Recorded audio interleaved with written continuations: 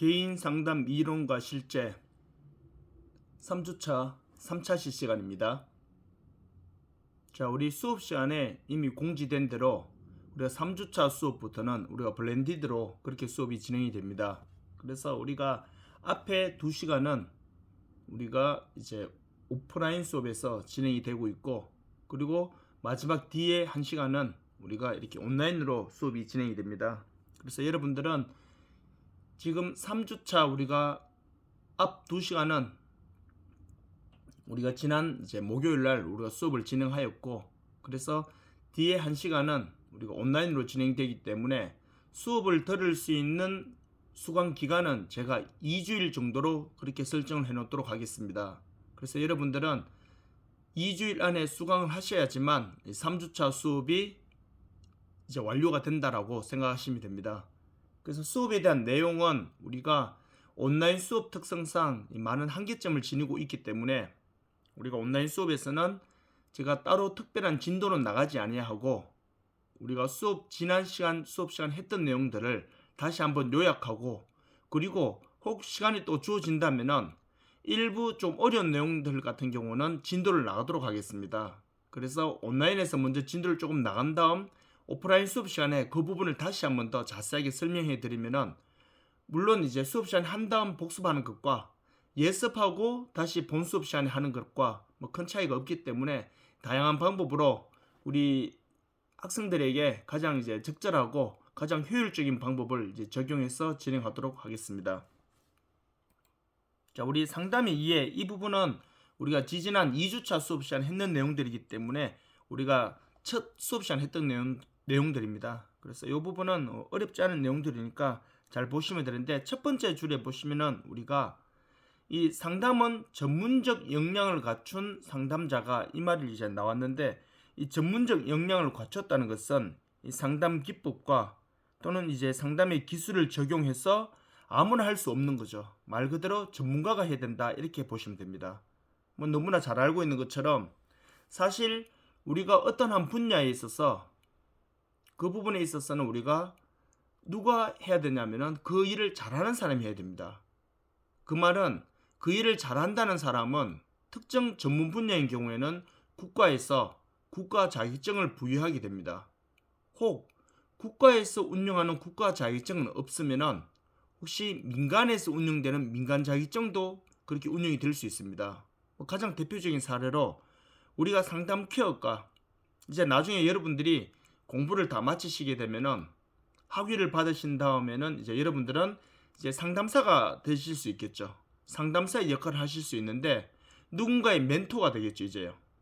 그런데 국가 차원에서 부여하는 심리 상담사 자격증은 현재 2025년도 3월, 오늘이 21일이니까 21일 금요일이니까 2025년도 3월 21일 금요일 기준으로 보았을 때 대한민국에서는 상담사 국가 자격증은 현재 청소년 상담사를 제외하고는 없습니다. 그 말인즉슨 성인을 대상으로 하는 심리 상담사 또는 노인들을 대상으로 하는 노인 상담사, 뭐 기타 관련된 모든 아동 심리, 미술 심리, 음악 치료 심리, 기타 관련된 인지행동 심리나 이런 모든 심리 상담사 자격증은 국가에서 민간에다가 자격을 갖춘 민간에다가 위탁을 해줍니다. 그럼 민간에서 그러한 교육을 하고 그에 상응하는 과제와 시험을 치른 다음 민간에서 이렇게 주도록 되어 있습니다. 물론 민간에서 이제 불법으로 주게 되면은 그 자격증을 발급하는 기관의 자격을 박탈시킬 수도 있겠죠. 그래서 지금 현재는 청소년 상담사, 아마 여러분들은 졸업을 하시게 되면은 3급부터 있습니다. 3급은 이제 학부 졸업생들이 시험을 쳐서 또 수련 기간을 거치면은 3급을 받을 수 있고, 석사 이상이 2급, 그리고 박사 학위를 지닌 사람들은 이제 1급을 받을 수 있는데, 3급, 2급, 1급에 따라서 뭐 웩슬러나 카우프만 지능 검사를 할 수 있고, 뭐 이런 자격 기준이 조금씩 달라질 수 있게 되죠.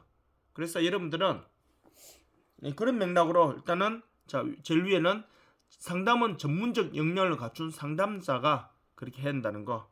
상담 기법과 상담 기술과 관련된 그런 내용들이 필요하기 때문이다라고 말씀을 드렸고, 그리고 여기서는 이제 제일 마지막 밑에 내용을 보시면은 내담자는 다양한 방법으로 부조화 감소를 위해 노력하며 내담자가 상담자의 전문성, 친화력, 신뢰성이 높다고 지적할 때 극대화된다. 이 말은 라포가 잘 형성되었을 때, 우리가 상대방이 고마울 때, 상대방에게 내 마음을 오픈할 때는 언제냐면은 상대방에게 신뢰가 주어졌을 때, 상대방이 내 마음 알아줄 때, 그럴 때 우리가 오픈 마인드가 된단 말이에요. 그렇기 때문에 이것을 우리가 뭐냐 하면은 바로 라포 관계가 잘 된다 이 말인데, 라포 관계를 빨리 잘 만드는 것이 상담의 성공의 성패에 달려있다 볼 수 있겠죠. 그렇다면은, 그렇기 때문에 우리가 라포가 잘 되게 하기 위해서는 시간이 간다고 잘 될까요? 아닙니다.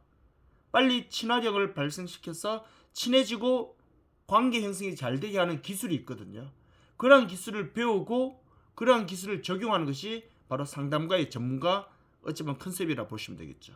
그렇게 일단 이해하시고, 자, 이거는 이제 우리가 요 뒤에 내용은 우리가 계속 같이 보았던 내용들인데, 자, 첫 번째 보세요. 상담자. 내담자가 원하는 변화를 위해서 자신의 전문적 지식과 이런 걸 이제 개입을 하는데, 내담자가 원한다고 해서 무조건 내담자의 뜻대로 하는 것은 아니다 그랬죠. 내담자의 무조건 뜻대로 하는 것이 아니라 이 중간 부분부터 보면은 전문가의 지식과 경험을 활용하는 이를 근거로 해서 내담자가 원하는 방향으로 이끌어 가야 된다는 거, 그거 잘 기억하시고, 그리고 상담의 방법에 대해서는 우리 선생님들이 첫 번째는 경청입니다. 우리가 상대방의 말하는 게 어렵고 말을 듣는 게 쉽다라고 우리가 이렇게 일반적으로 생각할 수 있는데 오히려 그 반대이죠. 그리고 두 번째 보면은 경청을 하게 되면은 상대방의 자각을 확장하여 스스로 문제를 해결하게 한다. 결국에는 상대방이 나의 말을 잘 들어줌으로 인해서, 상대방이 상담자가 내담자에게 잘 호응해 줌으로 인해서 신뢰감을 주게 되면은 이 내담자는 자동적으로 임파워먼트가 되거든요. 역량이 강화된다고요. 그렇게 되면은 권한이 부여됨으로 해서 자기 결정권이 생기게 됩니다. 이 권한 부여, 임파워먼트, 이 부분은 뒤에 다시 나오니까 그 부분에 가서 제가 다시 한번 더 강조해 드리도록 하겠습니다. 자, 그래서 이제 상담 미론의 기초 개념인데, 이 내용은 우리가 3월 20일 날 수업 시간에 이제 했던 내용들입니다. 자, 이제 이론입니다. 이론은 제가 수업 시간에도 말씀드린 것처럼 우리가 이론이라고 하면은 쉽게 말해서 이미 객관적으로 증명된 그러한 내용, 이걸 이름절로 줄이면은 답입니다. 답. 이미 그에 맞는 객관적인 답이 나와 있다고 보시면 되겠죠. 자, 그런데 이론 보세요. 밑에 보시면은 두 번째 줄을 보세요. 경험적으로 검증 가능한 체계적 진술이다 했는데, 이건 바로 뭐냐면은 제가 수업 시간에 말씀드린 대로 인간의 힘과 능력으로 과학적으로 실험이 가능한 것, 이렇게 보셔야 됩니다. 왜냐하면은 상담은 결국 사람 대 사람과의 관계를 이끌어내는 상담자와 내담자의 관계 문제입니다.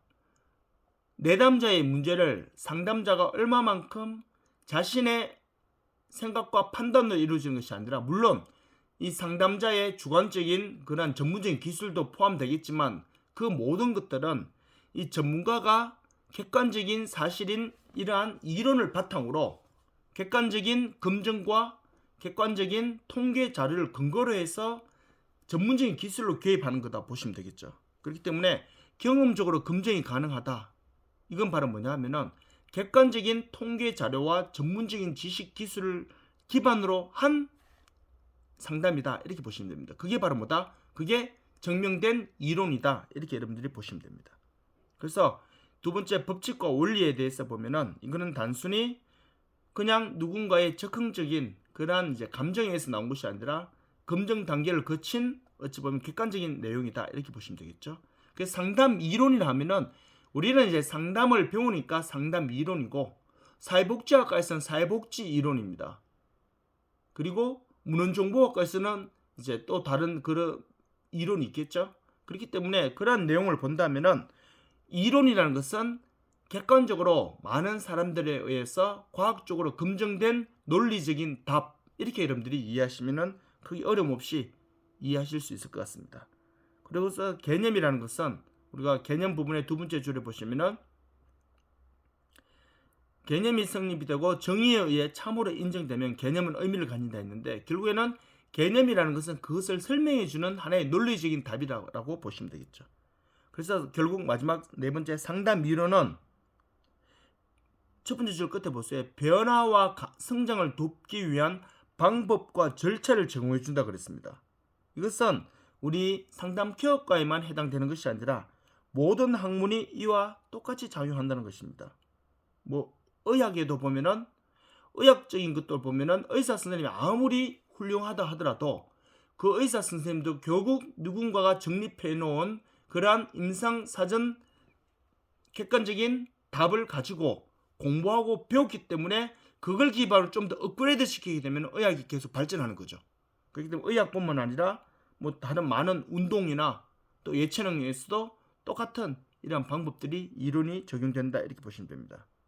그렇기 때문에 우리 선생님들이 이 부분에 대해서는 그냥 기본적인 개념으로 상담의 이론이 무엇이냐, 많은 사람들이 과학적으로 검증하고 통계적으로 확률적으로 객관적으로 만들어낸 누구에게나 적용될 수 있는 논리적인 정답, 이렇게 보시는 것이 이론이다 이렇게 보시면 됩니다. 그렇기 때문에 이론은 어떤 학문을 논하더라도 빼놓을 수 없는 그러한 이제 논리적인 답이다라고 이런 분을 보시면 됩니다. 그래서 우리가 어떤 것을 하더라도 이론 없이 출발할 수는 없죠. 왜냐하면 이론 없이 출발한다는 것은 어찌 보면 좌표 없이 망망대해를 떠돌아다니는 배하고 똑같다는 것입니다.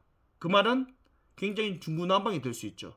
다른 말로 하면은 사람마다 주관이 다르고 전문가들마다 주장하는 것이 다르기 때문에 자칫 잘못하면은 딱 정해진 절대적인 기준이 없으면은 배가 산으로 갈 수 있는 그런 문제가 발생하기 때문에, 왜냐하면 우리 의사 선생님들도 수술을 앞두고 많은 큰 수술 같은 경우는 전문가들이 모여서 수술 전에 서로 거기에 대해서 이제 어찌 보면 이제 회의를 하잖아요.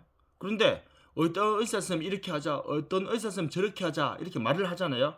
그렇게 그 말을 할 때는 순수한 자신만의 생각과 자신만의 주관이 아니라 지금까지 많은 임상시험과 많은 수술을 근거로 해서 나타난 최고의 최적의 수술 방법과 수술 약물 치료, 이것이 뭐가 됩니까? 객관적인 기준을 근거로 해서 말하는 거죠. 근데 그게 아니라 특별한 이론적인 근거 지식도 없이 그냥 자기 기분에 막 만들어졌어. 또는 자기 감정에 의해서 하게 되면은 올바른 결과가 나올 수 없기 때문에 상담에서도 이론은 굉장히 중요한 개념이다라고 보시면 됩니다. 그리고 자, 그러면은 이론이 이렇게 좋다면은 이론이 갖춰야 될 특징이 있어야 되겠죠. 그 말은 좋은 이론이 되기 위한 특징은 첫 번째는 보시면은 정확성과 명료성. 결국 앞에서 계속 설명드렸습니다. 분명한 규칙에 기초한 명확한 개념과 규칙이 어찌 보면은 경제적이면서도 간결해야 된다는 거. 그래서 우리가 이것은 정확무오한 그러한 이제 개념으로 가야 된다. 틀리면 안 되잖아요. 물론 인간이 하는 거기 때문에 100% 정확할 수는 없습니다. 하지만 이 이론을 말하는 그 시간, 그 시점 기준으로는 정말 정확해야 된다는 거.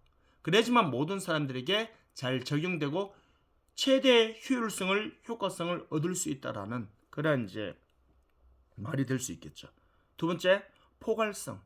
포괄성이라는 건요, 우리 선생님 잘 아시듯이 제가 수업 시간에도 말씀드렸습니다. 현대사에서 문제는 후기 산업사에서 발생하는 많은 문제들은 개인에게 당면한 문제, 특히 심리적인 문제는 어느 한 가지 이유 때문에 발생한 문제는 아니라고 말씀드렸습니다. 그 말인즉슨 문제가 다양하기 때문에 원인이 다양한 문제이기 때문에 한 가지 방법으로는 안 됩니다. 그렇기 때문에 다양한 문제에 대해서 포괄적인 방법이 들어가야 한다는 거. 그래서 좋은 이론은 포괄적인 특징을 가져야 한다는 거. 다양한 문제를 다룰 수 있어야 한다 이렇게 표현하면 됩니다. 제가 수업 시간에 말씀드린 대로 종합감기, 코도 막히고 기침도 나고 열도 나고 온몸이 쑤시고 아픈 종합감기에 걸린 사람이 왔는데 이 사람에게 목감기 약만 처방하면 이 사람이 나을까요? 아니죠. 종합감기에 걸린 사람한테는 종합감기약을 줘야 됩니다. 그 말인즉슨 현대 후기 산업사회에 많은 심리적인 내면적인 갈등의 문제를 가진 사람은 그런 심리적인 문제를 발생시킨 원인이 한 가지 때문이라고 보는 경우는 요즘 어렵단 말이에요. 다양한 문제에 걸쳐서 그런 심리적인 문제가 현재 발생했기 때문에 다양한 문제를 해결할 수 있는 포괄적인 저런 이론에 근거해서 접근을 해야 된다. 그래서 좋은 이론은 포괄성을 가진 이론이어야 된다. 이렇게 보시면 됩니다. 그리고 검증 가능성, 경험적으로 타당하거나 효과가 있을 뿐만 아니라 다시 말하면 이 이론이 좋은지 안 좋은지 과학적으로 실험과 관찰과 적용이 가능해야 된다. 이렇게 여러분들 보시면 됩니다. 그 유용성이라는 것은 당연히 이 좋은 이론은 효과가 있어야 된다. 긍정적인 효과가 있어야 된다. 이렇게 여러분들이 이해하시면 됩니다. 자, 다음 이제 상담 이론의 기능입니다. 자, 그렇다면은 상담이 이렇게 좋은 상담은 당연히 기능이 있어야 되겠죠. 예를 들어서 우리가 좋은 자동차는 사고가 났을 때 안전의 기능이 있습니다. 좋은 자동차는 똑같은 거리를 가더라도 빠른 시간에 도착할 수 있습니다. 빠른 시간에 도착할 뿐만 아니라 안전하게도 도착할 수 있습니다. 그리고 예를 들어서 뭐 예전에 없었던 좋은 자동차들의 기능, 요즘은 워낙 이제 보편화되었지만 예전에 우리가 겨울에 자동차에 앉았을 때 엉덩이가 굉장히 차갑잖아요. 처음 타면은. 근데 자동차 히터가 나오더라도 엉덩이는 따뜻하지 않은데 요즘에는 온열 시터 웬만한 옵션 다 들어가 있죠. 그리고 저도 자동차를 처음 샀을 때 예전에 없었던 이제 지금 타는 자동차를 샀을 때 물론 이제 지금 자동차 좀 이제 연식이 좀 되었지만 그 자동차 처음 샀을 때 제일 좋았던 것이 바로 뭐냐면은 기존에 그 전에 제 자동차에서 없었던 이 핸들이 따뜻하게 되는 핸들이 따뜻하게 되는 그 자동차 기능이 있을 때 와 정말 좋더라고요. 뭐 그리고 크루즈 기능이나 뭐 이런 거 기타 등등 이것이 바로 뭐냐면은 좋은 자동차들은 이런 좋은 기능이 있단 말이에요. 좋은 상담의 이론을 근거로 해서 상담이 잘 이루어지게 되면은 이러한 상담의 기능이 당연히 어떻게 될까요? 있을 수밖에 없는 거죠. 결국 상담의 기능은요. 결론부터 말씀드리겠습니다. 지금 우리 슬라이드에 나와 있는 것은 어찌 보면 굉장히 교과서적인 대답인데 좋은 상담 이론의 기능은 하나입니다. 문제가 드러난 내담자의 심리적인 기타 관련된 포괄성의 문제를 빨리 해결시켜 줄 수 있다는 거. 의료기술의 가장 큰 좋은 기능은 아픈 사람을 빨리 건강하게 만들어주는 거잖아요. 뭐 같은 맥락으로 일단 보시면 됩니다. 그렇게 해서 한번 읽어보시면 될 것 같고요. 자, 이제 통합적 접근. 우리 앞에서 했던 내용이랑 뭐 큰 차이가 없는 내용들인데 우리 선생님들이 보시면 이렇습니다. 통합적 접근은 앞서도 제가 말씀드린 대로 문제가 단편적인 문제가 아니기 때문에 포괄적인 개입을 해야 되기 때문에 접근 방법도 통합적 접근이 이루어진다. 같은 맥락으로 보시면 됩니다. 그래서 자, 첫 번째 줄 제일 끝에부터 보세요. 다양한 이론들의 기법과 개념들을 계획적으로 차용하여 다양한 이론들의 기법과 개념들을 계획적으로 차용한다. 이 말은 말 그대로 문제가 다양한 사람이 왔습니다.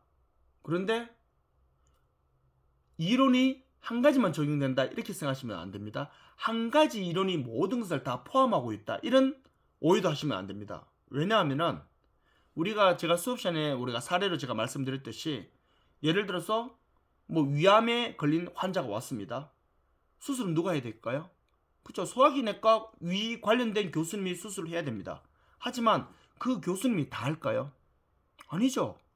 여러 명의 의사가 같이 붙어야 됩니다. 첫 번째, 한 가지 과에서만, 즉 위암 환자가 왔는데 한 과에서만은 그 환자들을 100% 치료할 수 없습니다. 왜냐하면은 첫째, 이 사람이 위암 정도가 어느 정도 진행되었는지 누가 해야 됩니까? 그쵸? 이거를 사진을 찍어 봐야 되잖아요. 사진을 찍어서 어떻게 합니까? 그것을 판독을 해야 되잖아요. 그것을 누가 합니까? 물론 위 관련된 과에서도 그 사진을 볼 수는 있습니다. 하지만 그것을 전문적으로 보는 의사 선생님이 있죠. 전문적으로 보고 이 질병이 현재 어느 단계쯤에 가 있는지, 다른 곳으로 전이는 되지 않았는지, 다른 곳에 이 암이 이렇게 전이가 되진 않았는지, 그거를 알기 위해서는 어떻게 해야 됩니까? 핵의학과에서 사진을 찍어서 핵의학과 의사 선생님이 그걸 제대로 판독을 해야 됩니다. 제대로 판독을 한 다음 그걸 어떻게 합니까? 그쵸. 수술할 의사 선생님에게 그거를 넘겨주는 거죠. 그럼 의사 선생님이 어떻게 합니까? 수술을 하려 보니까 암이 너무 커요. 그럼 수술이 될까 안 될까요? 안 되죠. 그럼 어떻게 해야 됩니까? 이 크기를 줄여야 됩니다.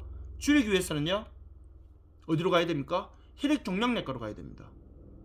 혈액종양내과에 가면 어떻게 합니까? 그렇죠. 이 약물 치료나 이 항암 치료를 한다 그러죠. 항암 치료를 통해서 이걸 줄일 수 있습니다. 또는 다시 핵의학과에서 방사선 치료로 줄일 수 있습니다. 이렇게 해서 줄이면 어떻게 됩니까? 수술이 가능하면 이제 이 의사 선생님이 서전이 그 부분을 이제 잘라내겠죠. 잘라내고 나서 완치되는 사람도 있겠지만 이것이 다른 곳으로 전이가 되었다거나 또는 림프절을 통해서 전이가 된 것 같다라는 의심이 있으면 어떻게 합니까? 다시 혈액종양내과에서 의사 선생님이 처방을 해서 항암 치료를 받아야 됩니다. 이렇게 여러 의사 선생님의 여러 의학적인 과가 합동적으로 통합적으로 접근함으로 인해서 한 명의 환자가 완치가 되는 거예요. 그것처럼 통합적 접근은 제가 첫 번째 줄 마지막에 다양한 이론들의 기법과 개념들을 계획적으로 적용한다. 이 말은 바로 뭐냐 하면은 한 가지 포괄적인 다양한 문제를 가진 사람이 왔을 때 한 가지 완벽한 모든 것을 다 갖춘 이론을 개입한다는 게 아니라 관련된 다양한 이론들을 포괄적으로 접목해서 적재적소에 잘 적용시키는 것. 이것이 통합적 접근이다. 이렇게 여러분들이 봐주시면 될 것 같습니다. 그래서 뭐 두 번째도 보시면은 통합적 접근의 핵심은 결국 뭡니까? 다원주의. 한가가 아니죠. 이론주의가 아닙니다. 다원주의를 기반으로 해서 내담자에게 그가 원하는 결과를 얻을 수 있도록 다양하게 이렇게 개입을 하는 것이다. 이렇게 여러분들이 봐주시면 이해하시는데 거기 어려움은 없을 것 같습니다. 그래서 마지막 이제 통합적 접근의 이점, 장점이 되겠죠. 똑같은 내용입니다. 계속 반복해서 나오고 있습니다. 그래서 보시면 두 번째 보시면은 통합적 접근에 대한 관심이 높아진 이유는 결국 여기서도 보세요. 복잡한 인간의 행동을 포괄적으로 충분히 설명할 수 있는 단일 이론이 없기 때문에 이 말은 뭐냐 하면은 한 가지 완벽한 모든 것을 포함하는 이론이 결국에는 현실적으로 존재하지 않습니다. 쉽게 말하면은 우리 몸이 아플 때 어떻게 합니까? 배가 아프면은 머리가 아프면은 또는 어깨가 아프거나 아니면은 뭐 다리가 아프거나 이럴 때 우리가 먹는 약이 다 똑같습니까? 다릅니까? 다 다릅니다. 머리가 아플 때도 그냥 두통이 있을 때랑 편두통이 있을 때 또 먹는 약이 또 달라질 수도 있죠. 배가 아플 때도 위가 아플 때랑 예를 들어서 뭐 이 장이 아플 때랑 먹는 약은 달라집니다. 간이 아플 때는 또 먹는 약은 달라집니다. 이처럼 사람이 아플 때 먹는 약 하나만 먹으면 모든 병이 다 낫는, 물론 이런 약 발견하는 사람은 완전 노벨상 받겠죠. 뭐 노벨상만 받겠습니까? 전 세계적인 사람들에게 박수를 받을 수도 있겠죠. 그렇지만 물론 시간이 또 뭐 많이 지나면은 뭐 이런 약이 안 만들어진다라고 우리가 단정할 수는 없지만 현실적으로는 뭐 좀 어렵지 않을까. 그렇죠? 자, 그렇기 때문에 결과적으로 뭐냐면은 통합적 접근에 대한 다양한 이론의 접근에 이제 관심이 높아진 이유는 인간의 다양한 문제를 하나의 이론으로 해결할 수 있는 그런 현실이 안 되기 때문에 통합적 접근이 많은 관심을 가질 수밖에 없다. 이렇게 보시면 되겠고, 그럼 마지막에 보세요. 마지막 부분 보세요. 이제 중간중 부분에 다양한 내담자들에 대해 항상 효과적인 상담 기법은 없다는 거. 이 말은 바로 뭐냐면은 어떠한 완벽한 말은 좀 빼고요. 어떠한 객관적인 지금까지 좋은 잘 되어 있는 그러한 상담 기법이 있다 하더라도 모든 사람에게 다 좋은 결과를 낸다라고 볼 수는 없다. 이렇게 보시면 됩니다. 그게 바로 이 말입니다. 무슨 뜻이냐면은 우리가 아무리 좋은 이제 위암 치료법이 나왔다고 하더라도 그 치료법으로 많은 사람을 살리는 것은 맞지만 100% 모든 암 환자를 다 살리는 것은 아니죠. 뭐 예를 들어서 새로 만들어진 그런 방사선 치료 기법이 그래서 수술을 하게 되면은 암 환자들이 지금 다 치료가 되었어요. 그런데요, 치료가 안 되는 사람도 있을까 없을까요? 있단 말이에요. 바로 그것처럼 바로 이 말입니다. 그렇기 때문에 모든 사람에게 100% 다 잘 된다고 볼 수는 없다는 거죠. 그래서 제가 수업 마칠 때 마지막 이런 말씀 드렸죠. 우리가 수업을 한 20분 일찍 마치겠습니다 하면은 다 좋아할까 안 좋아할까요? 다 좋아한단 말이에요. 하지만 모두가 다 좋아한다고 볼 수 있어 없어요? 없다고 했죠. 왜요? 내가 지금 늦은 나이에 대학을 왔는데 대학을 올 때 어떤 결정으로 왔는데 어떤 결심을 가지고 왔는데 공부하고 싶은 욕망이 이렇게 큰데 왜 수업을 일찍 마쳤느냐 이렇게 생각하는 사람들도 있을 수 있단 말이죠. 그렇기 때문에 우리가 모든 것을 하나의 사건을 가지고 전체가 다 그럴 거다라는 이러한 지나친 일반화에 빠지면 안 된다는 거 그렇게 일단 봐주시면 됩니다. 자, 여기까지가 우리가 지금까지 수업했던 전체 내용들입니다. 이제 다음 주 우리가 목요일 수업 시간에 이제 두 번째 챕터에서 진도를 나가면서 또 이렇게 블렌디드 형태로 수업을 진행하도록 하겠습니다. 자, 지금까지 수고 많으셨습니다.